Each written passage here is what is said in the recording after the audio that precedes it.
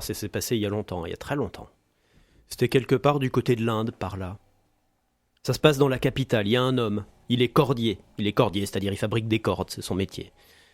Et il est avec son ami, un ami à lui qui est menuisier.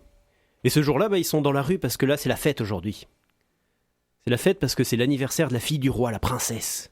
Alors il y a tout le monde, il y a une parade, il y a des esclaves qui tirent un char, sur le char il y a des danseuses comme ça qui se trémoussent, et puis derrière il y a des musiciens qui jouent de la musique, et puis ça continue comme ça, la parade, il y a des jongleurs, puis à un moment il y a la famille royale qui arrive. Il y a le roi qui arrive majestueux sur son éléphant. Puis derrière il y a la reine qui arrive majestueuse aussi sur son éléphant. Puis derrière il y a la princesse qui arrive majestueuse sur son éléphant, et là le cordier, blam, il s'évanouit. Bon, alors il y a son copain menuisier, il le ramène chez lui et puis il le réveille et il lui dit « Oh, ça va ?» Et là le cordier il se réveille et dit « Ah, ça va, hélas, à quoi me sert de vivre maintenant que Cupidon m'a frappé de sa flèche que... » Bon, alors le menuisier lui dit « Tu te calmes, déjà Cupidon c'est pas de chez nous, donc ton histoire de Cupidon t'arrête. Et puis bon, ok, t'as eu le béguin pour la princesse, c'est ça ?» « Mais oui, mon amour est impossible. » Il lui dit « Ouais, c'est bon, ton amour est impossible. Pourquoi ? Je vois pas, il y a pas de raison. T'es plutôt pas mal, franchement. Ouais, je suis plutôt pas mal. Alors, ok, d'accord, merci, peut-être. Sauf que, tu vois, je te rappelle un truc quand même. Moi, je suis cordier. Je suis rien du tout. Elle est princesse. Tu vois, j'ai aucune chance. Si je voulais avoir une chance, faudrait au minimum que je sois prince ou roi ou dieu. Ah ouais, voilà, si j'étais un dieu, là ça irait, ouais. Le menuisier lui dit « Voilà, c'est bon, tu l'as ta solution. T'as qu'à te faire passer pour un dieu. Fais-toi passer pour Vishnu. » Lui dit faire passer pour Vishnu, mais n'importe quoi. Si, franchement, t'es plutôt pas mal. Dans le noir, si dans l'obscurité, si tu dis avec suffisamment d'assurance je suis Vishnu, ça peut passer. Hein. Ah ouais, il lui fait le cordier. Ah ouais, alors ok, admettons. Sauf que comment je fais ? Je vais au palais, je vais voir le garde, je lui dis « Oh, salut, je suis Vishnu, je viens me faire la princesse. » Non, ça va pas marcher. Parce que Vishnu, il se balade pas comme ça à pied, non. Vishnu, il se balade sur son aigle majestueux mythologique, la Garuda. Moi, j'ai pas d'aigle majestueux mythologique Garuda, je fais comment ? Le menuisier lui dit « c'est bon, je suis menuisier. Je vais t'en fabriquer un en bois, un Garuda, et toi, t'es cordier, tu vas nous mettre en place un système de cordes, de poulies, de manivelles et tout ça, et l'illusion sera parfaite. » Le cordier, il a réfléchi, il a dit « Bon, pourquoi pas, faut essayer. Hein. » Ils se sont mis au travail, et comme ça, pendant plusieurs jours, pendant plusieurs semaines, ils ont fabriqué leur aigle en bois avec un système de cordes, de poulies et de manivelles, et au bout de 3 semaines, c'était prêt. Le cordier, il est monté sur l'aigle en bois. Il a pris en main les manivelles, il a commencé à les tourner, puis bon, ça grinçait un petit peu, mais ça marchait, il commençait à s'élever dans l'air comme ça, et puis il avançait, ça marchait, c'était génial. Il s'est dirigé comme ça, à la nuit tombée, jusqu'au palais royal. Et il s'est arrêté juste devant la fenêtre de la princesse. Là, il a enjambé le rebord de la fenêtre, et il est rentré dans la chambre de la princesse. À l'intérieur, la princesse, elle voit cet homme comme ça rentrer dans sa chambre, elle a peur. Mais lui, il dit... Bonjour, je suis Vishnu. Et puis il jette un coup d'œil ostensible comme ça vers la fenêtre. Alors la princesse, elle regarde par la fenêtre et... ouais, il y a Garuda juste devant la fenêtre. C'est vrai, alors c'est Vishnu. Oh, et puis dis donc, il est entreprenant, hein, Vishnu. Il commence à lui renifler les narines et puis à lui lécher le bout des sourcils. Et puis alors là, le truc qui l'a fait fondre, c'est quand il a commencé à mordiller ses cheveux. Là, elle a fondu, quoi. Tous les deux, ils ont passé une très bonne nuit. Et le lendemain matin, juste avant l'aube, Vishnu, il s'est levé, il est remonté sur Garuda, il est reparti. Et pendant qu'il partait, la princesse, elle disait « Au revoir Vishnu, j'espère que tu reviendras. » Tu m'étonnes qu'il est revenu le soir même, il est revenu. Et puis le jour d'après, puis le jour encore après, comme ça tous les jours. Ouais, puis ça se passait bien. Hein. Seulement...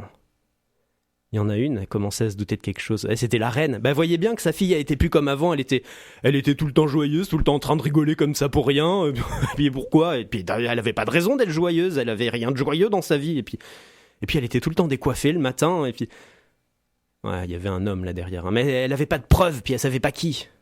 Elle avait pas de preuves jusqu'au jour où elle a convoqué sa fille. Dans la pièce, il y avait donc la princesse, la reine. Et là, la reine, elle a dit. Ma fille, ça fait un moment que je me doute de quelque chose, seulement... jusque-là, j'avais pas de preuves. Sauf que, regardez ce que j'ai trouvé dans votre chambre, et là, elle sort de derrière son dos une chaussette. Regardez cette chaussette, c'est pas une chaussette à vous, ça c'est une chaussette d'homme. Alors, c'est qui l'homme, hein ? Elle est à qui cette chaussette ? Là, la fille, elle a regardé, elle a levé les yeux au ciel, elle a dit ouais, ok, c'est bon, d'accord, j'avoue, c'est la chaussette de Vishnu. Ouais, je sors avec Vishnu. Et alors? Et la reine, elle a dit non, non, non, mais c'est non, Vishnu, non, mais très bien, Vishnu, c'est pas mal, hein, c'est très bien, n'est-ce pas, très cher? Qu'elle dit au roi. Le roi, il dit oui, oui, c'est très bien. Ah, le roi, il était pas convaincu. C'était un homme, alors il était un peu moins naïf que les femmes. Et il se disait bien que c'était bizarre cette histoire de Vishnu. Mais le soir, il voulait être sûr. Alors le soir, il s'est mis à la fenêtre et il a regardé, il a attendu. Il a attendu et quand la nuit a commencé à tomber, il l'a vu arriver là au loin, majestueux sur Garuda. Il s'est arrêté juste devant la fenêtre de la chambre de sa fille et il est rentré dedans. Mais c'était vrai alors, mais c'était oui, c'était le vrai Vishnu, c'était sûr.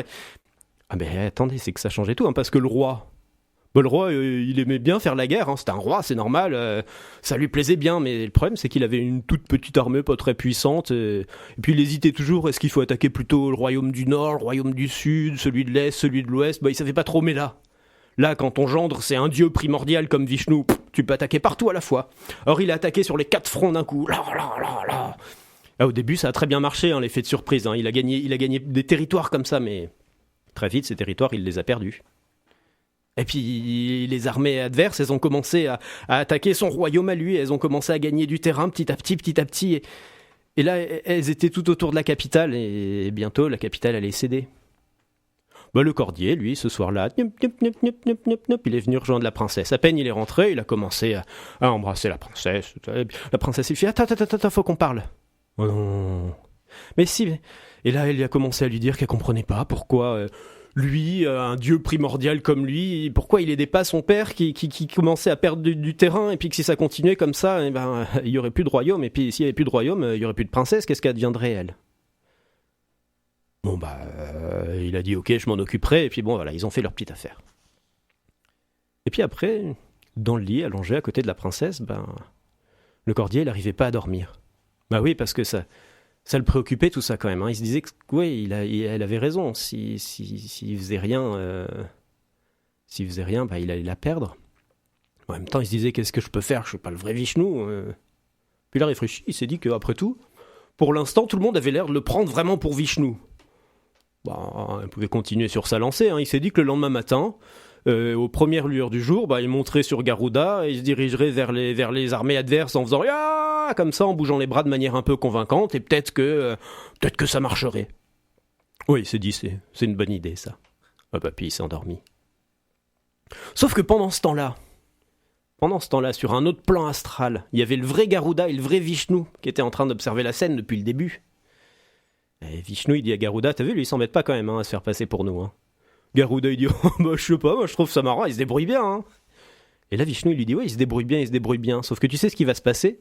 Demain, là, cette âne-là, il va essayer de se faire passer pour nous encore, sauf que là, il va se faire tuer. Et nous, on va passer pour quoi, hein? On va devenir quoi? Les gens vont dire Vishnu, Garuda, c'est que des dieux de pacotille. Et moi, j'ai pas envie de devenir un dieu de seconde zone, hein. Je suis un dieu primordial. Et puis, tu sais quoi? Si jamais ça se passe, tout ça, après, fini les offrandes, hein.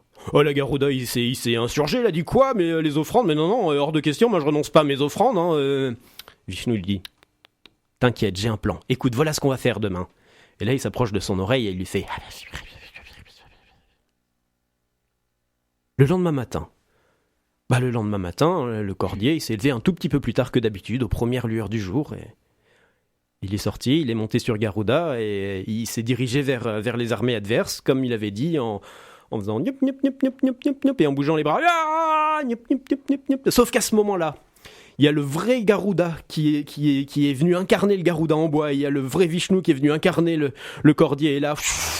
Ils ont fondu sur les armées adverses.